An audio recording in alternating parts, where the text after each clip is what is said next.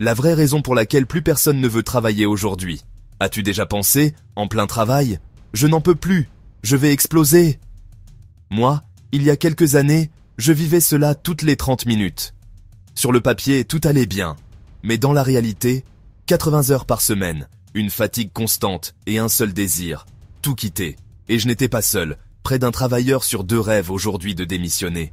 Mais est-ce vraiment parce que nous sommes une génération paresseuse et capricieuse? Ou parce qu'un problème beaucoup plus grand est en train de nous broyer? Dans cette vidéo, tu vas découvrir les 3 vraies raisons pour lesquelles plus personne ne veut travailler. Et les 3 actions concrètes qui m'ont sauvé. Et que tu peux appliquer dès maintenant. Et à la fin, tu vas découvrir la clé qui m'a permis de reprendre le contrôle total de ma vie. Et qui pourrait être, pour toi aussi, la première étape vers ta liberté. Le grand mensonge du « travail dur, tu réussiras ». On t'a répété la même phrase depuis ton enfance. Travaille dur et tu réussiras. Mais ce qu'on ne t'a jamais dit, c'est que cette promesse a expiré il y a longtemps. Souviens-toi, tu arrives le premier au bureau, tu pars le dernier, tu réponds aux mails le week-end, parfois même tard dans la nuit. Tu donnes tout, convaincu qu'un jour cet effort sera reconnu. Parce qu'on t'a enseigné que la patience, la discipline et le sacrifice finissent toujours par payer. Mais un matin, tu apprends qu'un collègue, moins compétent, moins impliqué, a obtenu la promotion que tu visais depuis des mois. Et par un hasard troublant, il se trouve être l'ami d'enfance du patron. Tu restes figé, incapable de comprendre. Tu rejoues la scène dans ta tête. Tes heures supplémentaires, tes nuits écourtées, tes efforts silencieux. Tout ça pour rien. Ce n'est pas une anecdote isolée. C'est la mécanique froide du système. Depuis la fin des années 1970, quelque chose a basculé. Les travailleurs sont devenus de plus en plus productifs, mais leur rémunération a cessé de suivre. Les courbes se sont séparées. D'un côté, la richesse créée. De l'autre, la stagnation des salaires. Et au milieu, toi, ton énergie, tes rêves, ton temps de vie, avalé par un mensonge qui ne te sert plus. On t'a vendu l'idée que ton avenir dépendrait de ta sueur. Mais aujourd'hui, ton acharnement ne t'achète plus rien. Au contraire, il nourrit un système qui ne récompense que les connexions, les passe-droits et la docilité. Alors tu continues, tu travailles plus, tu espères encore, et plus tu avances, plus tu réalises que cette promesse est devenue une illusion cruelle. Et si tu crois que l'injustice s'arrête à ces promotions volées, tu n'as encore rien vu. Parce que ce que tu subis chaque jour ne s'explique pas seulement par l'argent. Il existe un autre poison, plus insidieux, qui se cache dans ton environnement de travail. Un poison invisible qui attaque ton esprit. Et c'est ce que tu vas découvrir dans la suite. Si la réussite dépendait vraiment du travail acharné, pourquoi vois-tu des gens médiocres obtenir des promotions, alors que toi tu accumules les heures sans reconnaissance? Pourquoi ceux qui en font moins que toi semblent avancer, pendant que toi tu restes bloqué, à bout de souffle? Et depuis quand mériter signifie se tuer à la tâche sans jamais voir de récompense? Tout commence dès l'école, on t'a répété, sois sérieux. Fais des efforts, les bons résultats amènent les bonnes récompenses. Tu as grandi avec cette équation imprimée dans ton esprit. Plus tu donnes, plus tu reçois. Alors tu as joué le jeu. Tu as empilé les diplômes, accumulé les sacrifices, accepté les stages sous-payés, persuadé qu'un jour, la balance s'inverserait. Mais une fois entré dans le monde du travail, tu as découvert la vérité brutale. Les promotions ne se gagnent pas toujours à la sueur de ton front, mais au gré d'un dîner bien placé, d'un ancien camarade de classe devenu supérieur ou d'une affinité avec la direction. Tu as vu des incompétents grimper pendant que tu rattrapais leurs erreurs. Tu as vu des petits malins avancer plus vite que toi, non pas parce qu'ils étaient d'au meilleurs, mais parce qu'ils appartenaient au bon cercle. Et quand tu as voulu comprendre, tu es tombé sur cette réalité glaçante. Depuis la fin des années 1970, la productivité des travailleurs a continué de grimper en flèche. Mais les salaires, eux, ont cessé de suivre. Les courbes se sont écartées, et cet écart s'est transformé en fossé. Tu travailles plus, tu produis plus, mais ce surplus de valeur ne revient pas vers toi, il est capté ailleurs. Voilà pourquoi tu ressens ce malaise. Tu fais tout comme il faut, mais ton compte en banque ne reflète pas tes efforts. Tu donnes ton temps, ton énergie, tes week-ends, et pourtant, ta vie ne décolle pas. À la place, tu accumules des frustrations, des nuits blanches, et cette question lancinante, à quoi bon?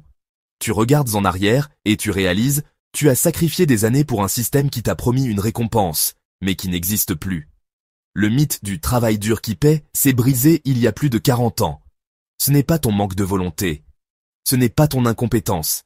C'est la règle du jeu qui a changé, en silence, pendant que tu transpirais à la tâche. Et plus tu donnes, plus tu ressens l'arnaque. Parce que ton acharnement ne fait qu'alimenter une machine qui ne te rend rien en retour. Un mensonge qui te vole tes années, tes espoirs et ta santé.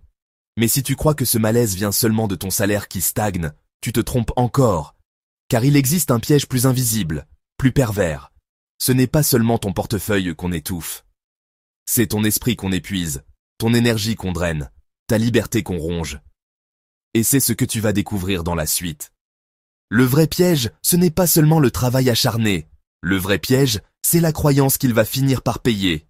On t'a dressé à penser que la persévérance suffisait, que ton sérieux serait ton passeport pour la réussite. Mais dans la réalité, ce n'est pas ton effort qu'on récompense. C'est ta soumission, ta docilité, ta capacité à rester silencieux pendant que d'autres récoltent les fruits. Regarde ton quotidien. Tu arrives tôt, tu pars tard, tu acceptes les tâches ingrates, tu dis oui à tout. Chaque sourire forcé, chaque courriel envoyé en dehors des heures de travail, chaque week-end sacrifié devient une preuve. Mais pas une preuve de valeur, une preuve d'obéissance. Tu crois gagner du mérite, mais tu accumules des chaînes invisibles. Et le pire, c'est que tu le vois. Tu as déjà croisé ce collègue qui n'en fait pas la moitié, mais qui gravit les échelons grâce à un lien personnel, un coup de poker, un réseau. Tu l'as senti dans ton ventre, ce mélange amer de rage et d'injustice, quand ton travail a été effacé par une poignée de main en coulisses. Tu as compris, à cet instant précis, que le jeu n'était pas équitable. Car depuis la fin des années 1970, une fracture s'est ouverte. Les travailleurs ont continué à produire plus, à rapporter plus, mais leur récompense s'est figée. Plus tu fais, moins tu reçois. Et chaque effort supplémentaire devient comme une goutte dans un océan qui ne se remplit jamais. Tu crois acheter ton avenir avec ton acharnement. Mais en réalité, tu l'hypothèques. Tu crois avancer, mais tu recules. Tu crois bâtir ta sécurité, mais tu construis ta propre cage. Tu ne comptes plus tes heures, tu comptes tes illusions. Tu ne construis pas une carrière, tu alourdis ton fardeau. Et plus tu ajoutes, plus la dette invisible grandit. Dette de sommeil, dette de santé, dette de rêves sacrifiés. Chaque « oui » que tu donnes par peur devient une concession de plus. Chaque silence devient une abdication. Chaque effort supplémentaire, une pierre ajoutée au mur qui t'enferme. Tu appelles cela patience ou loyauté. Mais c'est une servitude polie. Et si tu crois encore que ton salut viendra de ton acharnement, tu te trompes. Car ce mensonge ne se contente pas de voler tes efforts. Il s'immisce en toi. Il t'apprend à courber l'échine, à t'excuser d'exister, à choisir petit par peur de déranger. Et c'est ce que tu vas découvrir dans la suite. Comment ce conditionnement entre en toi, comment il programme ton esprit, et comment il décide déjà de la vie que tu n'oses pas réclamer. La première façon de briser ce mensonge, ce n'est pas de travailler encore plus, c'est de refuser d'attendre une récompense qui ne viendra jamais. C'est d'apprendre à déplacer ton regard. Au lieu de chercher la validation extérieure, le chef, la promotion, l'augmentation, tu commences à bâtir tes propres critères de réussite. Imagine un lundi matin, tu arrives au bureau avec la même fatigue que d'habitude. Mais ce jour-là, tu poses une limite invisible. Tu décides que tu ne répondras plus à ce mail envoyé à 22 heures. Tu décides que ton week-end ne sera plus à vendre. Ce geste paraît minuscule, mais en réalité, il est immense. Tu commences à reprendre ton temps, ton énergie, ta dignité. Puis tu avances d'un pas de plus. Au lieu d'attendre une reconnaissance qui se fait toujours attendre, tu t'accordes toi-même cette validation. Tu prends un carnet, tu notes tes réussites, tes projets, tes apprentissages. Tu crées ton propre dossier de preuves, pas pour ton patron, pour toi. Et soudain, tu réalises que tu n'as plus besoin de supplier une institution pour qu'elle confirme ta valeur. Tu continues. Tu commences à investir une partie de ton argent, même une petite somme chaque mois, dans quelque chose qui t'appartient. Un compte épargne, une formation, un projet. Peu importe la taille, ce n'est plus du temps vendu pour un salaire, mais une graine plantée pour toi. Et ce jour-là, pour la première fois, ton travail ne sert pas uniquement à enrichir quelqu'un d'autre. Bien sûr, rien de tout cela n'est facile. À chaque pas, une voix te hurle. Tu vas tout perdre. Tu dois rester sage. Tu dois obéir. Tes collègues te regardent de travers si tu pars à 18 heures pile. Tes supérieurs testent tes limites. Tu peux rester un peu plus? Et ton propre ego, programmé depuis l'enfance, panique à l'idée de dire non. Mais chaque non que tu oses est une brèche dans le mensonge. Chaque minute que tu récupères est un morceau de chaîne brisée. Chaque euro que tu orientes vers ton avenir plutôt que vers leur système est une déclaration de guerre silencieuse. Et plus tu continues, plus tu sens cette vérité brutale. Tu n'as pas besoin d'attendre qu'on te donne la permission de vivre. Mais tant que tu crois que ce combat se limite à ton salaire et à ton temps, tu n'as encore rien vu. Parce qu'il existe un poison plus discret, plus corrosif, qui ne se contente pas de voler ton énergie. Il s'infiltre dans ton esprit, il modèle ton comportement, il décide de ce que tu oses demander et de ce que tu n'oses même plus rêver, et c'est ce que tu vas découvrir dans la suite. Tu viens de voir clair, ton acharnement n'a jamais été la clé de ta réussite, mais l'arme qui t'a maintenu à genoux. Depuis des années, tu accumules les heures, tu multiplies les efforts, tu crois bâtir ton avenir, et en réalité, tu renforces la cage. Chaque promotion volée, chaque mail envoyé en pleine nuit, chaque week-end sacrifié, n'étaient pas des preuves de mérite, c'étaient des preuves d'obéissance. Et plus tu jouais le jeu, plus tu t'enfermais. Voilà l'illusion la plus cruelle. Croire que travailler plus te rapprochera de la sortie, alors que chaque pas en avant ne fait que t'enfoncer davantage. Alors, il est temps de changer de posture. Ne plus attendre qu'on te récompense. Ne plus courir après une reconnaissance qui ne viendra pas. Ton travail ne définit plus ta valeur. Ta capacité à dire non, à te retirer, à te tenir droit. Voilà ta nouvelle arme, car tu n'as plus rien à prouver. Tu n'as plus à supplier, tu n'as plus à quémander. Dans la suite, on va voir qui profite de ta docilité, et pourquoi ton refus peut les neutraliser totalement. Prépare-toi à lever les yeux, à poser tes limites, et à voir le masque de l'autorité se fissurer, sans même t'en rendre compte. Les patrons toxiques et la culture qui détruit. Tu crois que ton travail est difficile parce qu'il exige beaucoup? La vérité, c'est qu'il est destructeur parce qu'il exige tout, jusqu'à ta santé mentale. Au début, tu ne l'as pas remarqué, c'était subtil. Des remarques pour rire que tu as laissé passer. Un soupir appuyé quand tu as osé partir à l'heure. Un regard accusateur quand tu as pris ton congé maladie. Tu t'es dit que c'était normal, que c'était le monde du travail. Mais petit à petit, l'air est devenu plus lourd. Tu arrives au bureau et tu sens déjà la tension. Ton corps est crispé avant même d'ouvrir ton ordinateur. Tu te surprends à faire semblant de sourire pour ne pas attirer l'attention.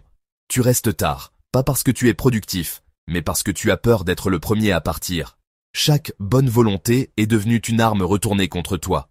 Et puis, il y a eu ce basculement. La peur de décevoir s'est transformée en peur de parler, peur d'exister, peur de poser une limite. Tu as commencé à dire oui pour tout, même quand tu n'en pouvais plus.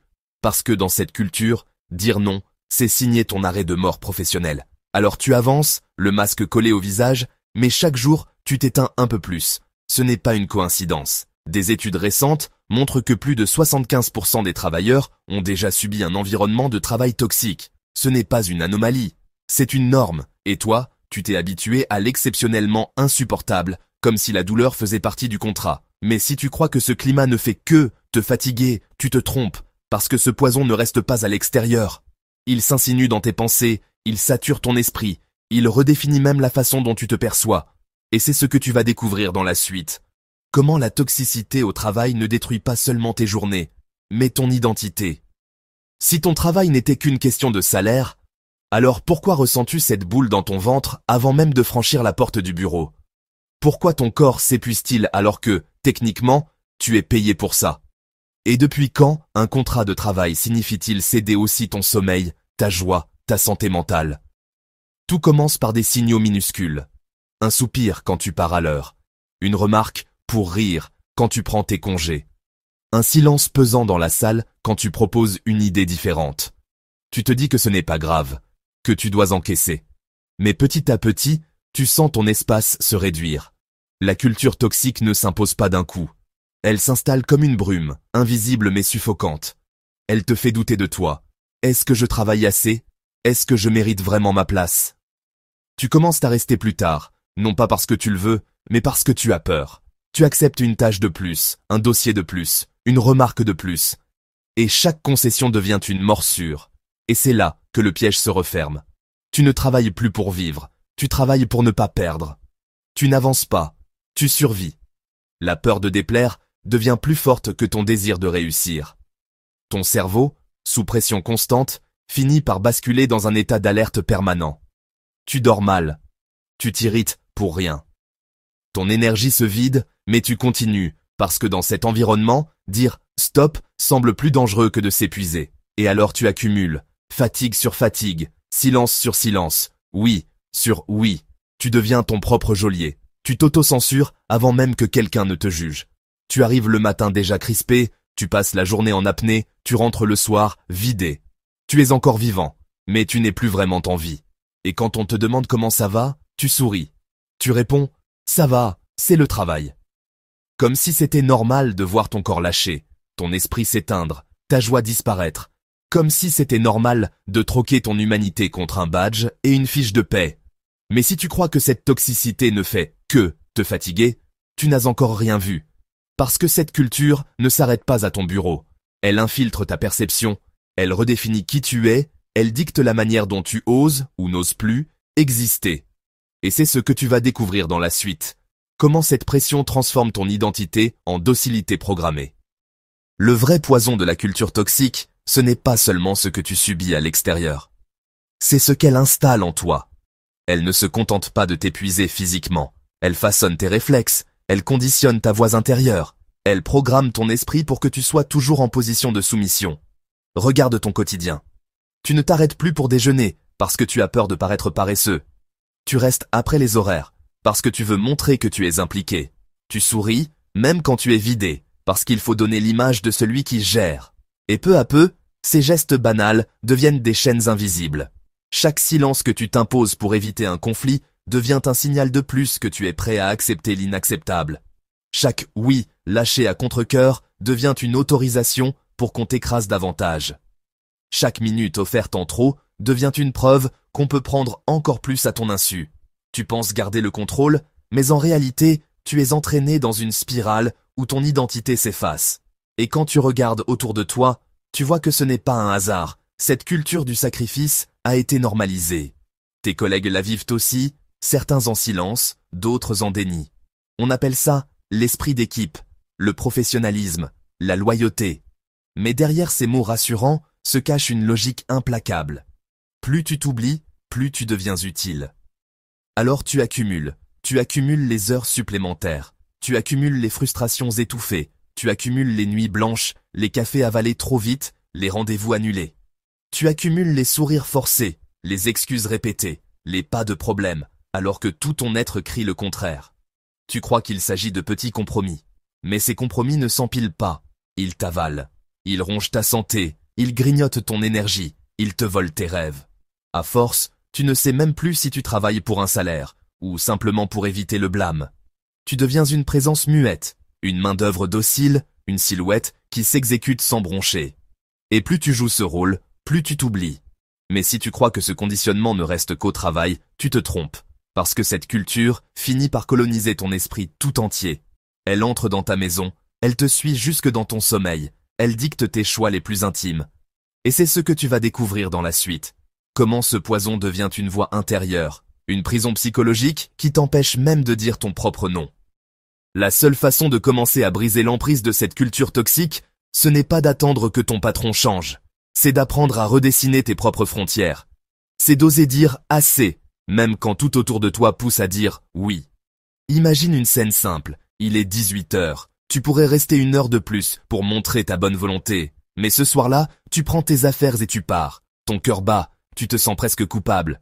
Mais tu franchis la porte, et quand tu arrives chez toi, tu réalises que tu viens de récupérer quelque chose de précieux.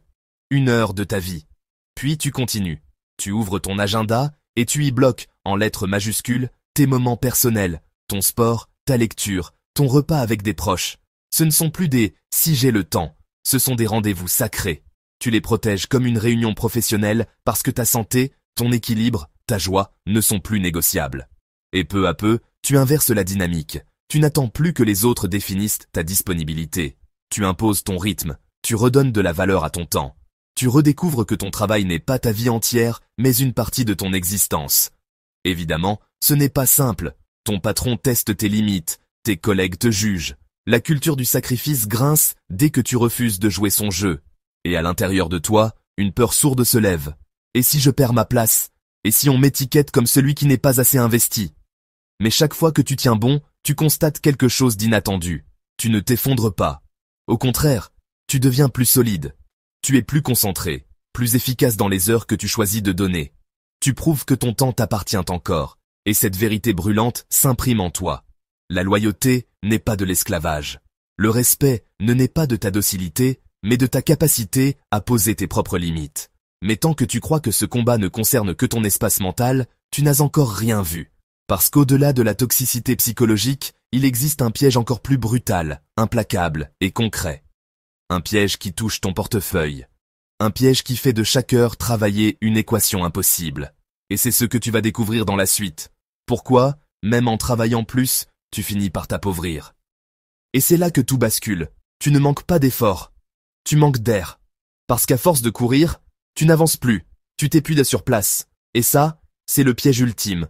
Croire que ton travail te protège alors qu'il te draine jusqu'à la moelle.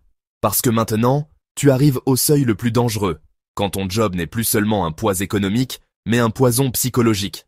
Dans la suite, on va voir comment cette machine brise ton esprit autant que ton corps. Et pourquoi ton obéissance la nourrit chaque jour. Prépare-toi à voir ton propre quotidien se refléter comme dans un miroir fissuré. Et comprendre que ce n'est plus ton emploi que tu défends, mais ta liberté. Le coût de la vie, ou quand le travail t'appauvrit. Tu crois que travailler plus te rendra plus riche?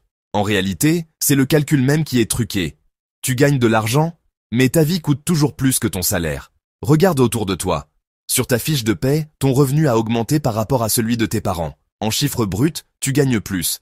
Mais alors pourquoi peines-tu à rembourser tes prêts étudiants? Pourquoi repousses-tu sans cesse l'achat d'une maison qui semblait possible pour eux avec un simple salaire au minimum?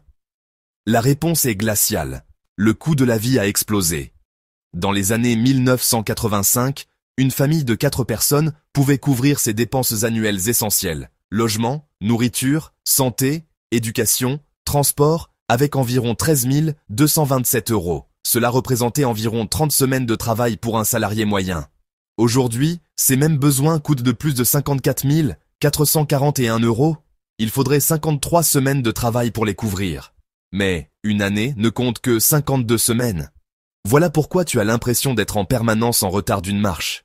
Voilà pourquoi chaque mois ressemble à une course perdue d'avance. Ton salaire augmente sur le papier, mais il est avalé par un gouffre invisible, les factures, les loyers, les assurances, les frais scolaires. Plus tu avances, plus tu recules. Tu crois travailler pour gagner en liberté, mais en vérité, tu cours pour combler un trou qui s'élargit plus vite que tu ne peux le remplir. Et si tu crois que ce fossé n'est qu'une question de chiffres, tu te trompes. Parce que cette équation impossible n'épuise pas seulement ton portefeuille. Elle attaque ton esprit, elle grignote ton énergie, elle redéfinit ta manière de vivre et de penser. Et c'est ce que tu vas découvrir dans la suite. Le prix psychologique que tu paies chaque jour, sans même t'en rendre compte. Si tout cela n'était qu'une question de chiffres, alors pourquoi te sens-tu coupable à chaque dépense? Pourquoi as-tu cette voix intérieure qui murmure « Est-ce que je peux vraiment me le permettre, même quand ton compte est créditeur ?» Depuis quand le fait de vivre normalement est-il devenu un luxe à justifier? Tout commence par une illusion entretenue depuis l'école. Si tu travailles dur, tu pourras tout avoir. Mais la réalité te rattrape chaque mois. Tu paies ton loyer, ton électricité, tes assurances, tes courses, et il ne reste presque rien. Alors, tu réduis, tu te prives, tu reportes, tu crois être prudent. Mais ce que tu vis, ce n'est pas de la prudence, c'est une usure psychologique. Chaque facture qui tombe n'est pas seulement une ligne à régler, c'est un rappel que tu dois courir encore plus vite. Chaque prix qui grimpe n'est pas seulement un chiffre, c'est un poison lent qui s'infiltre dans ton esprit. Tu regardes un panier de courses et tu vois non pas de la nourriture, mais des heures de ta vie échangées. Tu vois un plein d'essence et tu ressens le poids de journées entières avalées. Tu comptes en euros, mais ton cerveau traduit en sacrifice. Peu à peu, ce mécanisme t'enchaîne. Tu ne vis plus dans le présent, tu vis dans une équation. Tu fais des choix non pas en fonction de ce que tu désires, mais en fonction de ce que tu redoutes. Tu finis par t'excuser d'avoir des envies, à réduire ton horizon à une simple survie maquillée en discipline. Et alors, tout devient accumulation. Tu comptes les centimes au supermarché, tu retardes tes projets par peur d'un imprévu. Tu te prives de repos parce qu'une journée sans production te semble trop chère. Tu es censé travailler pour vivre, mais tu te retrouves à vivre pour payer. Tu es censé gagner en liberté, mais chaque augmentation des prix t'enlève un peu plus d'air. Et un jour, tu réalises cette vérité glaçante. Tu n'as même plus besoin qu'on t'impose des chaînes. Tu te les crées toi-même, par peur, par anticipation, par réflexe. Mais si tu crois que cette équation absurde ne ronge que ton portefeuille, tu te trompes. Parce qu'elle ne se contente pas d'assécher ton compte, elle redéfinit ton identité. Elle transforme tes rêves en dettes, tes envies en culpabilité, tes choix en renoncement. Et c'est ce que tu vas découvrir dans la suite. Comment ce système ne se limite pas à te voler ton argent. Il t'apprend à devenir complice de ta propre pauvreté. Le vrai piège, ce n'est pas seulement que la vie est devenue chère. Le vrai piège, c'est que chaque hausse de prix n'est pas un accident, mais un mécanisme qui te transforme en travailleur permanent. Tu crois que ton emploi est ta sécurité, mais en réalité, il alimente une course truquée où la ligne d'arrivée recule toujours plus vite que tes pas. Regarde ton quotidien. Tu touches ton salaire, et déjà il est englouti. Loyer, électricité, courses, assurance, essence. Rien d'exceptionnel, juste des besoins de base. Et pourtant, chaque geste banal d'achat devient une preuve que tu n'as jamais fini de payer. Tu te dis que c'est passager, que ça ira mieux demain. Mais demain, le panier de courses coûte encore plus cher. Demain, le plein d'essence prend 10 € de plus. Demain, tes cotisations augmentent. Et chaque demain ressemble au précédent. Une fuite en avant. Tu crois avancer, mais en réalité, tu fais du surplace. Tu crois gagner plus, mais chaque euro supplémentaire est déjà avalé par une dépense nouvelle. Tu crois monter, mais c'est un escalier roulant qui descend plus vite que tu ne grimpes. Et alors, tout devient répétition. Chaque facture réglée n'est pas une libération, c'est une chaîne de plus. Chaque augmentation de salaire n'est pas un soulagement, c'est un nouveau seuil d'endettement. Chaque effort fourni au travail n'achète pas la liberté, il paie seulement le droit de recommencer le mois suivant. Tu comptes, tu ajustes, tu t'adaptes, mais tu n'échappes jamais, parce que ce système n'est pas conçu pour que tu arrives, il est conçu pour que tu continues à courir. Tu crois payer tes factures, mais en réalité, tu paies ton enfermement. Et si tu crois que ce piège n'est qu'économique, tu n'as encore rien vu, parce que cette logique ne s'arrête pas à ton portefeuille. Elle entre dans ta tête, elle dicte ton rythme, elle sculpte ton humeur, elle contrôle ton regard sur toi-même. Et c'est ce que tu vas découvrir dans la suite. Comment cette course sans fin devient une prison intérieure qui t'épuise bien plus que l'argent que tu verses. Tu ne peux pas contrôler l'inflation. Tu ne peux pas empêcher les prix de grimper. Mais tu peux reprendre le contrôle de la seule chose qui t'appartient encore, la manière dont tu vis, la manière dont tu dépenses, la manière dont tu redonnes une valeur à ton temps. Imagine, tu commences par traquer chaque dépense comme un chasseur traque une proie. Pas pour te culpabiliser, mais pour voir la vérité en face. Un café à 3 €, c'est 15 minutes de ton travail. Un abonnement que tu n'utilises pas, c'est 1 heure volée chaque mois. Chaque dépense devient une traduction en temps de vie. Et soudain, ce qui semblait normal devient insupportable. Tu poses ensuite une règle simple. Tu refuses que ton argent disparaisse sans ton accord conscient. Tu attends 24 heures avant chaque achat. Tu compares, tu renonces, tu remplaces. Ce n'est plus une privation, c'est une reconquête. Tu passes de la position de consommateur épuisé à celle de stratège lucide. Puis, tu construis ton premier bouclier, une réserve. Peu importe si ce sont 100 €, 1000 € ou 10 000 €.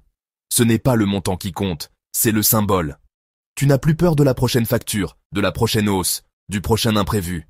Tu gagnes ce luxe invisible que personne ne t'a enseigné, le calme. Et peu à peu, quelque chose se transforme. Chaque dépense consciente devient un choix, pas une contrainte. Chaque « non » que tu prononces, c'est une victoire intime contre le système qui t'épuise. Chaque euro que tu refuses de gaspiller est un pas de plus vers la liberté. Mais ce combat n'est pas simple. Les publicités continueront à te murmurer « tu le mérites ». Tes proches continueront à te dire « il faut bien vivre ». Et les prix, eux, continueront à grimper. Alors tu luttes. Tu luttes contre l'envie, contre la pression sociale, contre le découragement.